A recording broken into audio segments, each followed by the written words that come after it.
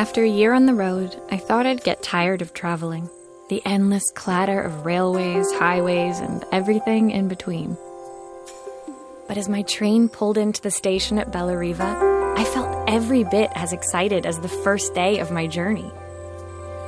A whole year. It felt like a lifetime. The places I'd seen, the people I'd met, of course, the forgotten treasures I'd given a new lease of life along the way. I'm a restorer by trade. Bringing our most beloved possessions back to life is what I love to do. I'd been traveling for months, working my way from one town to the next, fixing everything from family heirlooms to VCRs. Bellariva was my chance to take a break. Unfortunately, that would have to wait until after I'd unpacked.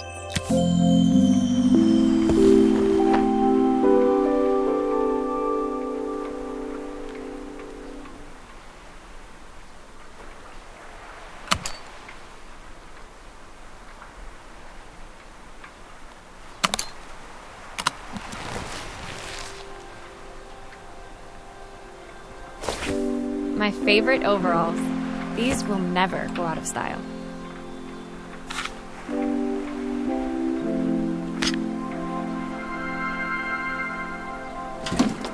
The tools of my trade. No hope of restoring things without these. I picked up these sunglasses on my last stop. Hopefully I'm cool enough to pull them off. I saw a guitarist wearing these at a show once. Rock and roll repair woman, at your service.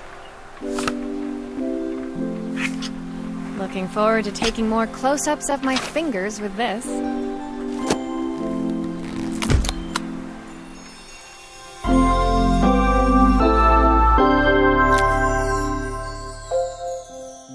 Finally, I'd made it to Bellariva. I'd come for the food festival, taking place in a few days' time. After living off TV dinners and instant ramen for the last few months, I was craving a decent meal. Of course, I'd need to earn enough money to pay for it, so I figured I'd head out the next day and find some work. My parents never wanted me to go. They wanted me to stay in their shop and have a simple, stationary life. I knew there was a world out there, beyond the four walls of our antique store, that I had to be a part of. I daydreamed constantly about the weird and wonderful places each of our antiques came from. I loved figuring out their stories, revealing the memories hidden beneath the screws and wires. My story in Bellariva began with a little girl, and a voice she was longing to hear.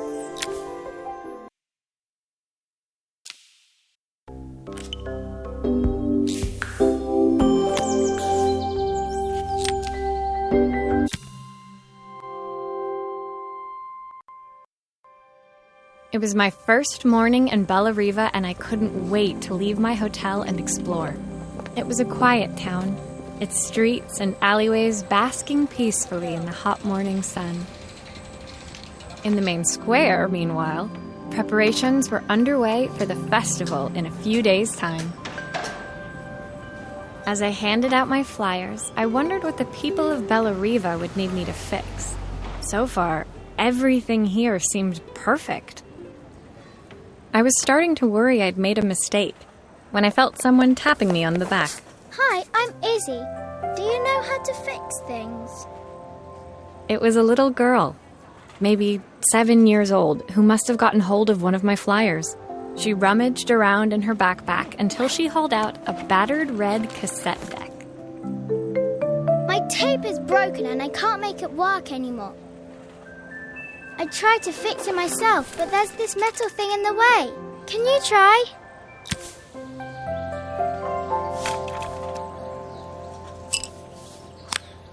Why did you do that?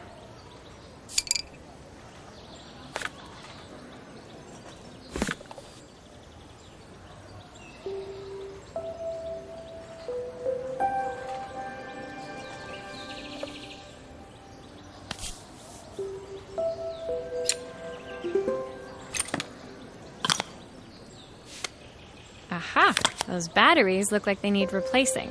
Luckily, I have some spares.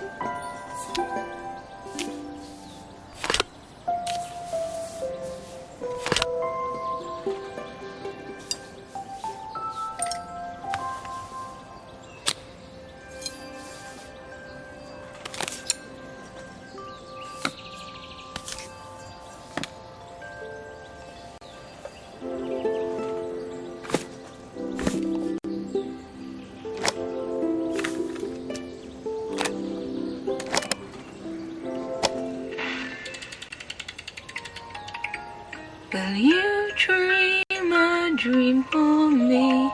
If I sit by your side and hold you so tight. When it finished, Izzy picked up the tape deck and tucked it carefully into her backpack.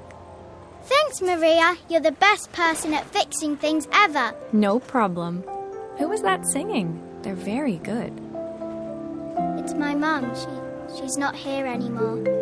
Izzy trailed off. It was the kind of silence a cassette tape would never be enough to fill. When Izzy's friends called for her, she dug deep into her pockets, looking for something to pay me with. Eventually, she produced a grand total of a stick of gum, 3 mismatched buttons, and a yo-yo.